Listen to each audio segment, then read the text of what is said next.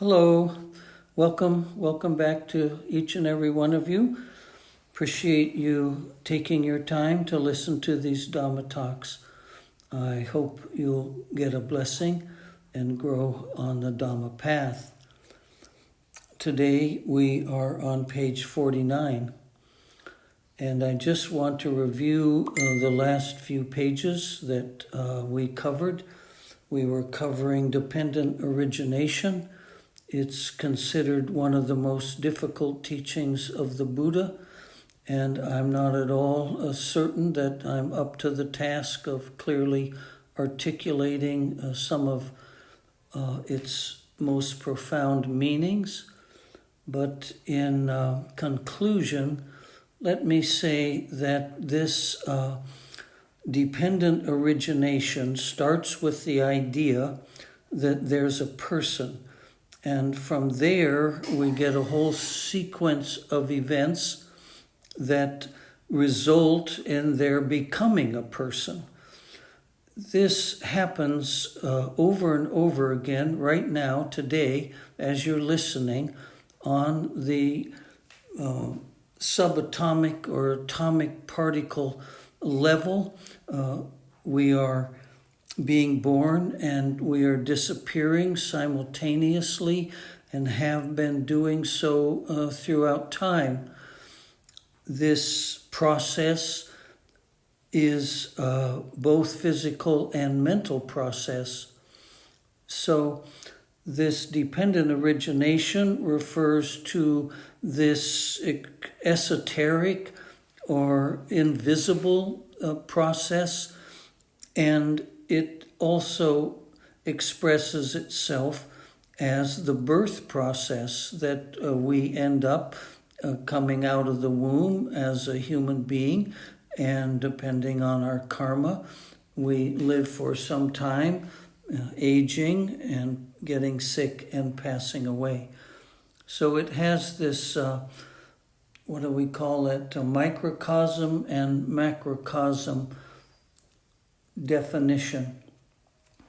It's important not to just think of it as the birth process, sperm fertilizing an egg and we're coming out in physical form. A great deal must happen before that's possible. All right, today on page 49, it's titled 37 Wings of Awakening. And these are going to be groups of 4 or 5 or more groupings that give us choices for how we might best practice the Dhamma. There's no one way suits all. There are many traditions that dictate to us exactly how we'll practice. I practiced one of those techniques where I had to do something for 40 minutes exactly with a timer, and then do something else for 40 minutes exactly with a timer. And over time, I came to believe that this was not suitable for me. Nothing disparaging about the practice, but it just didn't fit me. So I like that about Buddhism. We have so many choices for how we can investigate the nature of the mind. So the first group of 4 is called the Iddhipada, the key to success, achieving any objective. So that suggests right away that we have an objective. We're not just without any form, any effort, any practice, or any sense of why we're bothering to practice. So the first of the 4 is chanda, or desire.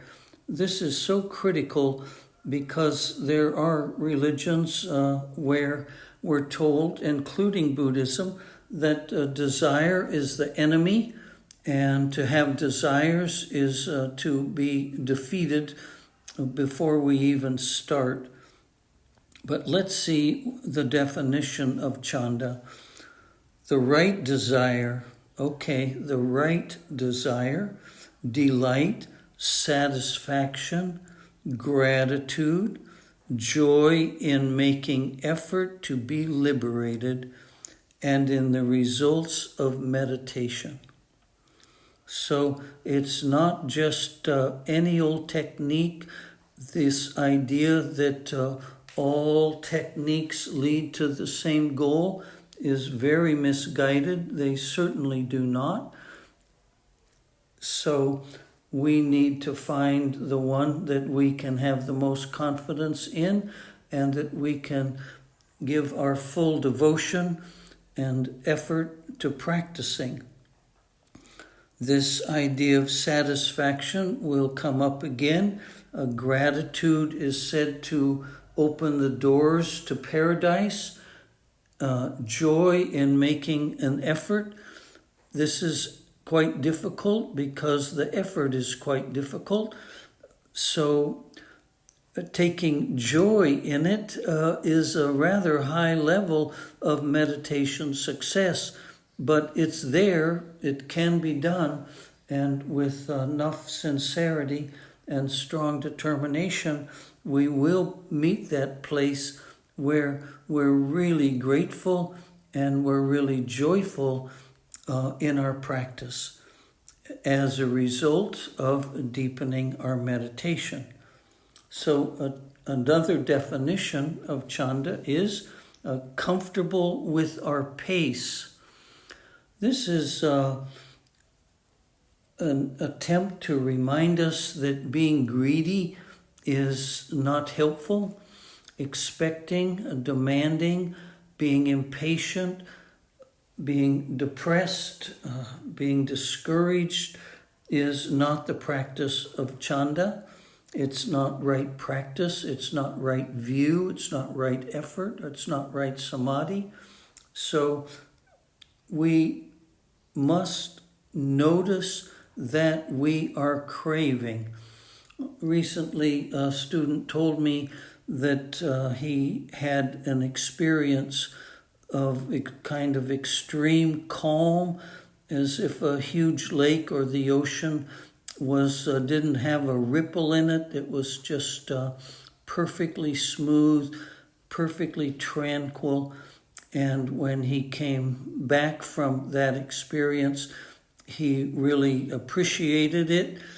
And then the next time he sat to meditate, he noticed he was craving to have that experience again.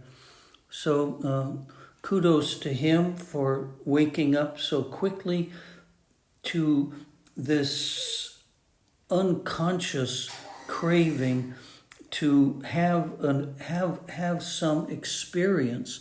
And if we have some experience, then the craving to have it again and again. But chanda is just settling into relaxing and letting the experience be whatever it might happen to be. I can't pronounce those next three words except Dhamma, so it's contentment is the greatest treasure. Contentment is obviously the opposite of craving. When we're content, when we have a balanced mind, when we have a sense of satisfaction, we're not craving. We're not craving in our meditation. We're not craving when we come out of samadhi and go back into the world. We're just functioning in the world without some sense of burning desire. So this is an essential place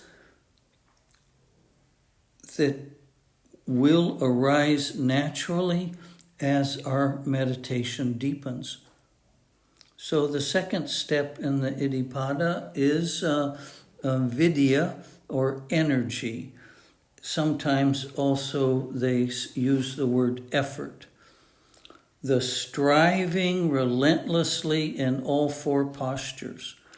So striving relentlessly is another way of saying the word mindfulness. And it says when we're standing, sitting, walking, or lying down. So our goal, it's not where we start, but it's where we're headed, is to have constant conscious awareness with clear comprehension. I've mentioned this in the past. It's not enough to know that we know. That's mindfulness. It's being taught in the West. It's being taught in schools and churches and in many, many different venues. But part of it that they're leaving out in many situations is clear comprehension is whatever I have just become aware of does not constitute a sense of self. Whatever I am aware of is not me. It does not belong to me. It is not myself. So this practice of striving or making an effort relentlessly is mindfulness in all four postures. The effort to practice, the ceaseless effort to practice. Constant conscious awareness or ceaseless effort to practice. The third step is chitta, the mind. We've talked about it. It's a phenomena that we can't even imagine the potential the mind has. We're trying to utilize certain qualities or aspects of the mind so we can turn it in on itself and discover as many of those possibilities as possible, starting with the act of being mindful. Constantly watching thoughts, attentively training the mind in concentration and intensification of commitment and dedication to the practice of Dhamma. So my personality is that I have always believed that it requires effort.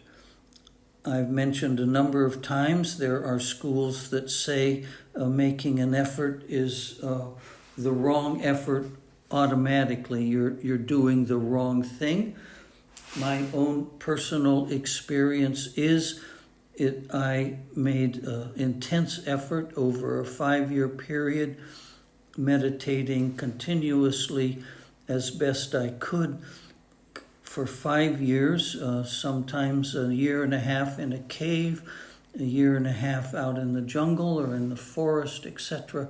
And the teachers that I have now did similar things. They worked really hard.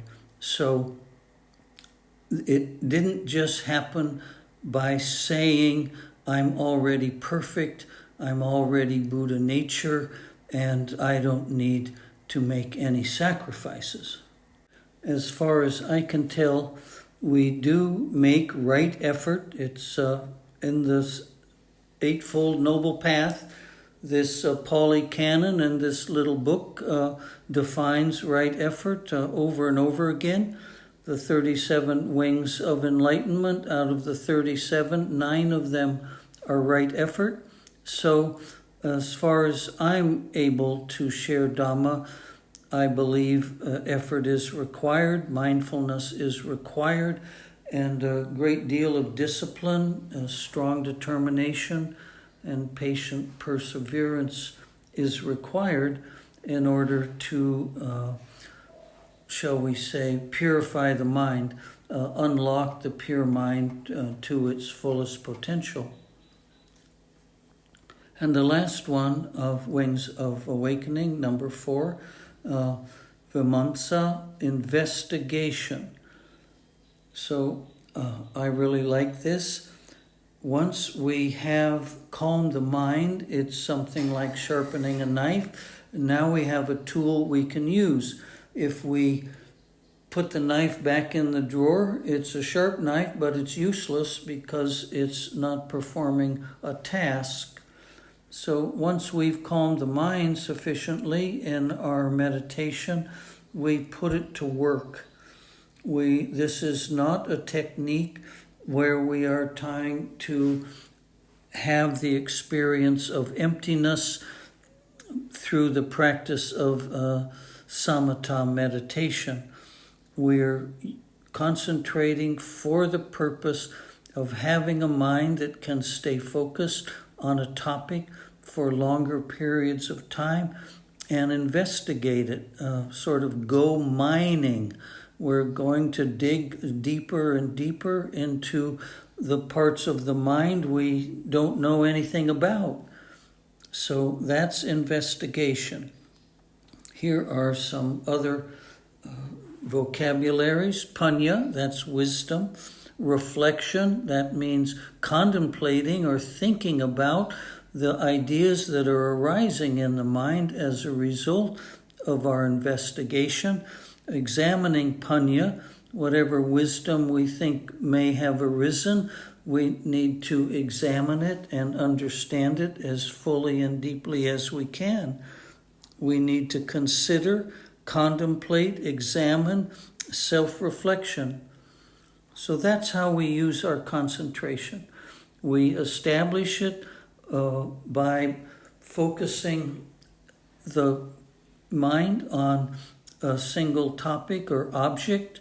When it doesn't run off anymore, when it's staying put for longer periods of time, we now intentionally move it to some topic we'd like to consider more, or most commonly, some panya, some wisdom arises, it bubbles up from somewhere quite naturally, and we then begin to explore whatever has bubbled up naturally, or some question we might have, as if we were talking to Lord Buddha or some other great teacher. We have a question about our practice or about our secular life that is troublesome for us.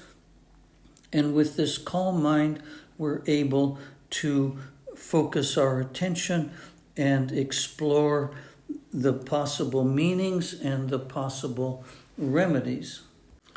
Then it says, being vigilant about the practice. Here we are, back to constant conscious awareness with clear comprehension. That's being vigilant. And the non-engagement in mental formations that give rise to suffering. So this is telling us that mental formations will arise. It's a law of nature. It's their nature to arise. That's their job. We have planted these seeds, and now they've ripened in the present moment, and some disturbing, unwholesome, or unhealthy, distracting thoughts have arisen in the moment we have been contemplating some Dhamma. And it says non-engagement. Doesn't say they don't arise, but the moment because we have mindfulness, we see that some thoughts have arisen that are not helpful to us. They will not take us down the path that we have chosen to walk. So we just drop them. We just are not interested in them. You could say we turn our back on them, which reminds me of two different quotations from the Bible. The first one is, the weapons of our warfare are not carnal, yet mighty through God to the tearing down of strongholds, imaginations, and every high thing that exalteth itself against the good of God, to the bringing into captivity every thought to the obedience of Christ. So just forget the words God and forget the words Christ and substitute Buddha nature or Buddha mind or pure Dhamma or whatever other vocabulary you're comfortable with. It says we're in a war, the weapons of our warfare, but it's not physical. We don't need swords and shields and armaments of any kind, but we have this ability. The weapons of our warfare aren't physical, yet they're mighty, they're powerful because they're mental. And what do? They tear down strongholds or fortifications which are that are blocking us or keeping us from the pure Dhamma. Imaginations, that's thoughts of the future and actually the memories from the past. And every high thing, every kind of mental formation called a sankhara, this mind is able to defeat it, to notice it and defeat it. To what purpose? To the bringing to captivity every thought so that it's in harmony with the pure Dhamma. The other thought that just popped in my mind as I was reading this and talking to you was the so-called devil came to tempt Jesus when he was praying the night before his capture and murder. And the devil tempted him in various ways. I won't go into those details. And in the end, he heard the devil out and thought about it, and he said, "Get ye behind me, Satan." So that's another way of saying non-engagement. Don't look at it, don't engage it, don't be seduced by it, don't be fascinated or intrigued or entertained by thoughts that are not conducive to the practice of the Dhamma. Non-engagement in mental formations that give rise to suffering. So just use the word suffering in place of the devil. We have to remember that at the time of the Buddha and in Jesus' time and the Jewish time and even the time of the Muhammad and the Muslims, 99% of the people couldn't read or write. They didn't have public schools for people, etc. And the teachers had to talk in a language, including Buddha, that simple people could understand. So nowadays we consider ourselves very sophisticated and we don't believe in this and we don't believe in that, and we take stories literally that weren't meant to be. And the people at the time understood the stories on levels that maybe we don't. And so 2,000 or 2,500 years have passed. It's hard to know what the average person understood when these great masters were teaching. But for us, rather than get annoyed or reject or have any kind of negative reaction to this old-fashioned language using God or devils and so on, let's just substitute words that we're comfortable with, and especially words that we find in the teaching of the Buddha. So the last sentence is understanding cause and result, or cause and effect, and knowing right from wrong. I mentioned before, frankly, I just don't know how many people started on page 1 and are now on page 50, but from what I can see, sometimes a page will have 30 or 40 reads and another next page will only have 7. So I'm assuming that people are just tuning in to various pages at random. So I am going to repeat myself. Most people I meet from any religion or any secular belief, agnostics or atheists or whatever they happen to be, New Age followers, etc. When you ask them about karma, do they believe in karma? And almost everyone I know says they do. Then when they give an example or when asked about it in some detail, they usually come up with some bad experience. Somebody had bad karma and they had a fatal accident or a serious accident. People talk about some driver drives dangerously and then doesn't realize he's just driven by a policeman, and the police stop the driver. And people in these videos, they say, oh, instant karma. Karma's much more complex than that. You would not be listening to this Dhamma talk if you didn't have the karma to listen. You wouldn't be taking our next breath if we didn't have the karma to stay alive for at least another breath. Karma is everything that happens, every thought we have, emotion, every physical experience we have. There is a cause for all of those events, and